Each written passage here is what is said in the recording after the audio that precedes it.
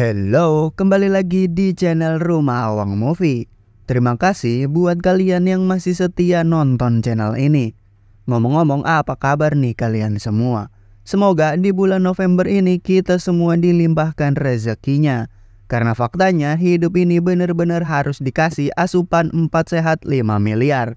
Untuk menyemangati hidup ini yang sempat kacau di bulan Oktober kemarin. Nah, di video kali ini gua bakal membahas alur cerita film komedi yang dibintangin Jackie Chan yang berjudul Rush Hour. Film ini menceritakan dua detektif hebat, yaitu Jackie Chan dan Chris Tucker, yang ditugaskan bersama buat menyelesaikan kasus yang menimpa bapak diplomat China. Dan kita bakal diperlihatkan dengan kehebatan Jackie Chan dalam ilmu bela diri kungfunya sepanjang film berlangsung. Penasaran dengan aksi dua detektif hebat ini? Tanpa berlama-lama, kita langsung masuk aja ke alur filmnya. Enjoy! Do you speak any English? I was just playing. Film diawali dengan memperlihatkan detektif Hong Kong yang sedang mengungkap penggelapan warisan China di pelabuhan. Dia bernama Lee. Kedatangannya yaitu menangkap Juntao yang usut punya usut dialah orang yang memimpin semua operasi itu. Dan ternyata Juntao nggak ada di sana karena saat itu di bawah tanggung jawab Sang, anak buah Juntao. Aksi kejar-kejaran pun gak terhindarkan yang dimana Lee berusaha menangkap Sang yang kabur menyelamatkan diri. Lantas Lee meminta bantuan tim buat datang ke sana. Namun sayangnya si Sang berhasil cabut. Scene berpindah ke ruangan yang sedang merayakan keberhasilan polisi Hong Kong mendapatkan hasil curian kembali dari operasi Juntao.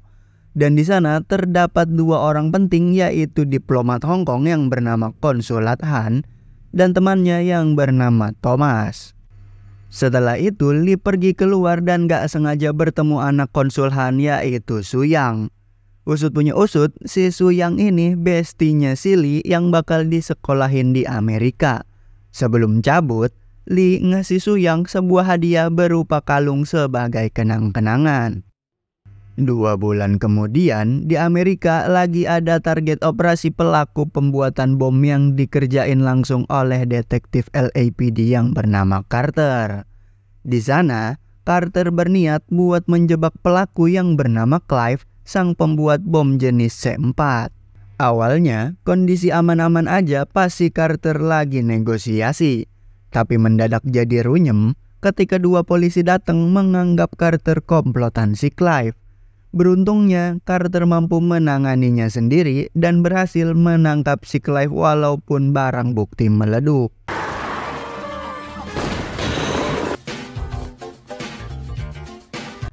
Scene berpindah ke rumah Konsul Han yang bakal memberangkatkan anaknya sekolah di Amerika. Konsul Han gak bisa ikut nganter dengan alasan ada kerjaan yang harus dia kerjain dan berjanji bakal jemput si Su Yang nanti. Setelah menempuh perjalanan cukup panjang, tiba-tiba mobil Su Yang diberhentiin polisi.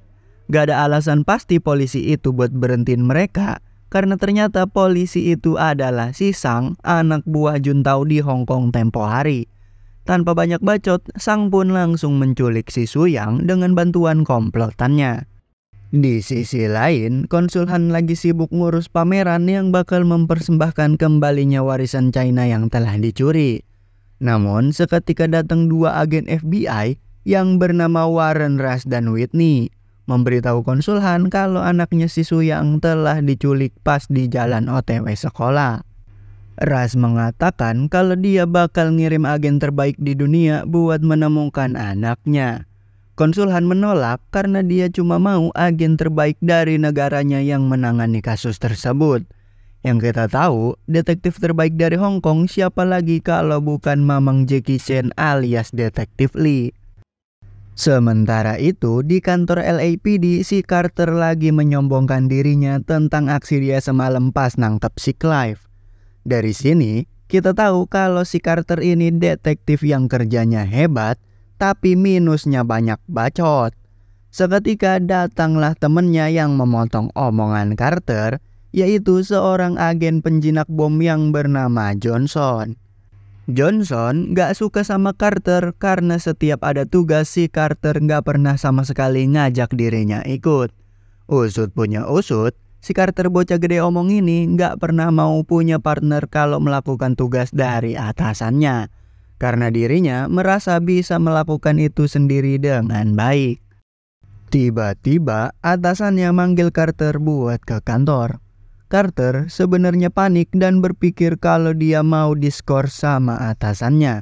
Karena barang bukti C4-nya sempet dia ledakin. Tapi dengan keahliannya, Carter mampu mencairkan suasana di dalam.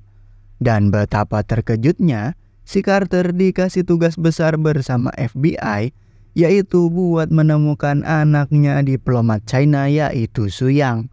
Dengan bangga Carter langsung pamit dan cabut sambil menyombongkan diri. Yo, take care of that for me. Sesampainya di sana, Carter langsung nyelonong dengan tengil seakan-akan dirinya yang memimpin kasus tersebut. Lantas, Warren Rush langsung mengajak Carter keluar untuk membicarakan tugasnya. Di luar, si Carter dikasih tahu Rush kalau nanti dia bakal bersama detektif Hong Kong yang menjadi partnernya menyelesaikan kasus tersebut. Awalnya, Carter menolak karena dia merasa dirinya sanggup tanpa bantuan siapapun. Tapi karena Rush memaksa, akhirnya Carter pun bersedia.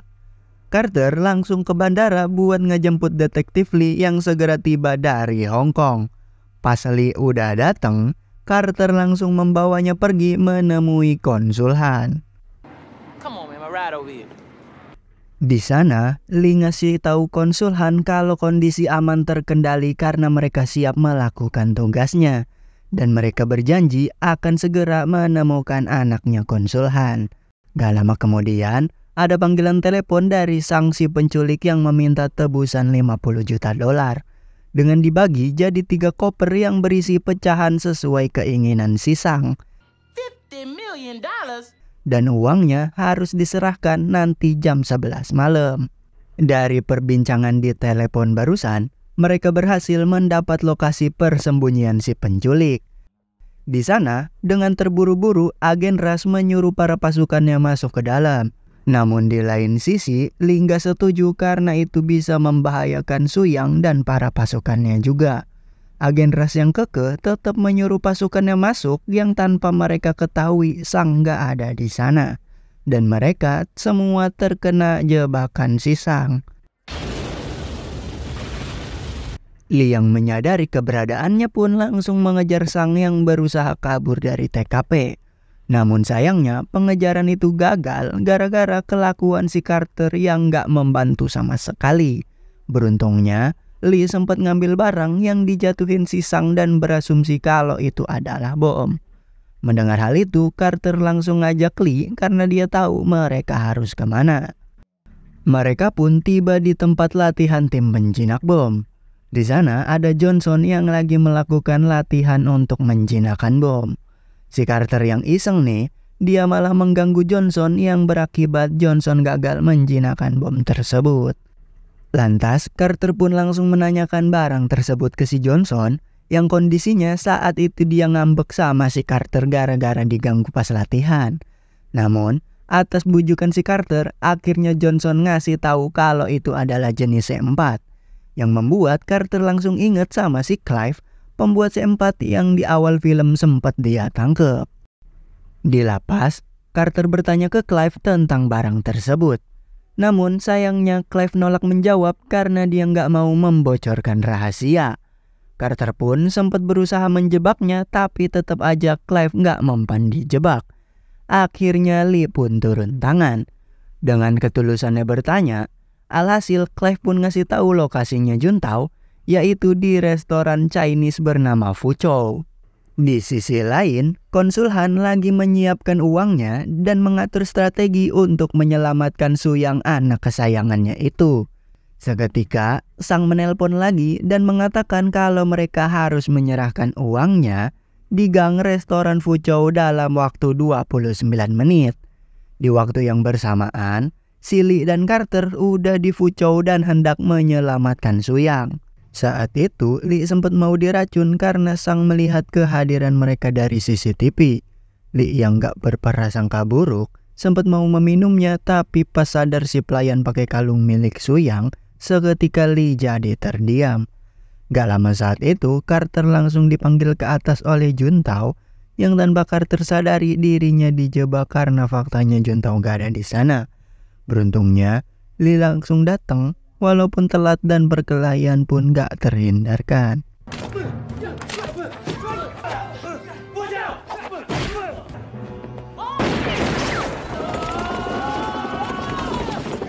Gak lama kemudian, konsul Han dan para FBI tiba di Fuchao.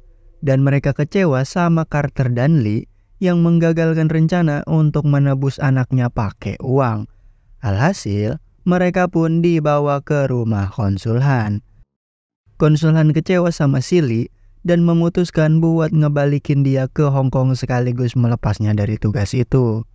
Gak lama kemudian, tiba-tiba ada panggilan dari si Sang yang meminta tebusannya naik jadi 70 juta. Dan bertemu langsung di pameran sekaligus menyerahkan uangnya. Konsul Han memilih ngasih tugas itu ke FBI dan memulangkan Li balik ke Hong Kong. Sorry, man. Carter yang merasa bersalah besoknya langsung menelpon Johnson buat jadi partnernya menyelamatkan Suyang dari penculik. Dan dia juga bakal ngajak Li buat balik lagi karena Carter tahu besok bakal terjadi sesuatu di pameran warisan China. Johnson yang awalnya menolak, seketika luluh mendengar perkataan si Carter yang tulus. Carter pun ke bandara dan menyelinap masuk pesawat untuk memberitahu Li semua informasi yang dia tahu. Dan Carter berusaha meyakinkan Li karena dia positif kali ini pasti bakal berhasil. Malam yang ditunggu-tunggu pun akhirnya tiba. Terlihat betapa rame sekaligus indahnya beberapa patung Buddha warisan Cina yang sempat dicuri Sang tempo hari. Di sisi lain, agen Ras lagi nyiapin uang tebusan buat transaksi nanti sama si Juntao. Dan si Ras ini bakal mantau dari atas buat nyari gerak-gerik orang yang mencurigakan. Di sana juga ada si Thomas, yaitu kawannya konsul Han yang berasal dari Inggris. Sedangkan si trio kocak menyamar jadi tamu dan memantau pergerakan-pergerakan yang mencurigakan. Nah, seketika nih, si Carter sadar kalau dia pernah ngeliat si Thomas ada di Fuchao tempo hari. Dan langsung berasumsi kalau si Thomas lah pelaku sebenarnya. Dengan nekatnya, dia langsung memotong pidato si Thomas yang membuat para agen FBI kebingungan sama kelakuan random si Carter. Tanpa banyak bacot, si Carter langsung menyuruh para tamu keluar dengan alasan di dalam gedung itu bakal terjadi sesuatu. Dari sinilah akhirnya terungkap kalau si Juntao itu adalah si Thomas. Terlihat si Thomas menghampiri si Sang yang ternyata lagi nyamar dan meminta detonator peledak buat mengancam semua orang di sana. Thomas langsung terang-terangan tentang niat dia dan semua yang dia lakuin selama ini. Dan Thomas mengancam siapapun yang berani gerak sedikit pun bakal bisa membahayakan Suyang yang ternyata udah dipasang bom di rompinya. Tanpa mereka sadari, Carter keluar dan langsung mendekati mobil si penculik. Si Carter yang emang bocahnya tengil langsung mengalahkan sopirnya dan berusaha menyelamatkan Suyang. Carter datang awalnya berniat buat menangkap Juntao dengan mengancam kalau dia bakal meledakkan seisi gedung itu. Yang tanpa Carter sadari, Li langsung mengendong Suyang ke dalam mobil dan meminta tolong Johnson untuk menjinakkannya. Selama Johnson berusaha menjinakkan bom tersebut, di sisi lain Juntao pergi ke atas dan langsung mengambil semua uangnya. Setelah berhasil dijinakin, Li langsung mengejar Juntao dan melawan semua yang menghalanginya. Dan hebatnya dalam perkelahian itu, Li tetap menjaga barang-barang berharga tersebut supaya enggak rusak. Dan si Carter berhasil mengalahkan si Sang yang kepergok mau ngambil sisa uang tebusan tersebut.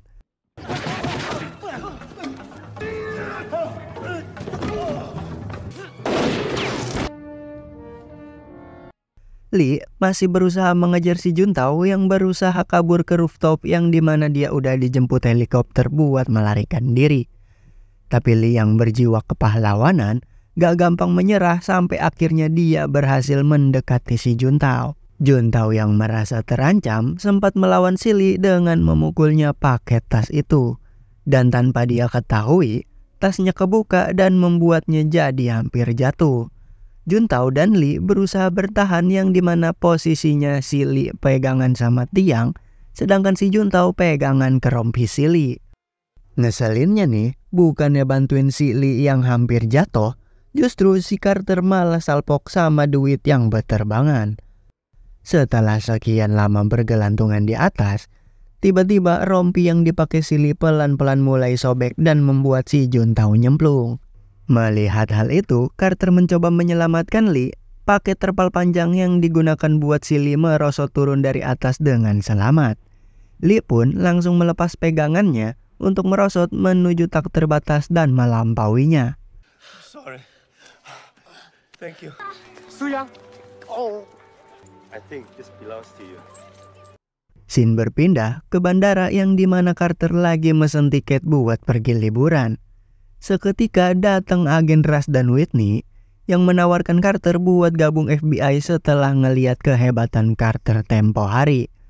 Tapi sayangnya, Carter menolak gabung FBI karena dia udah nyaman di LAPD dan memilih langsung cabut buat liburan bareng Lee ke Hong Kong. Dan film pun berakhir. What's up, man? You ready to go? 15 hours? What we gonna do for 15 hours? Nah, jadi itulah alur cerita film Rush Hour. Gimana menurut kalian nih? Seru gak cuy? Tapi yang terpenting gue harap sih kalian terhibur dan ngerti sama apa yang udah gue jelasin. BTW terima kasih buat kalian yang udah nonton sampai akhir. Kalau kalian suka dengan video ini jangan lupa like, komen, dan subscribe. Dan jangan lupa juga support channel ini dengan kalian share ke teman-teman kalian cuy. Sekian dari gue Jeki, izin pamit, see you next video. Bye.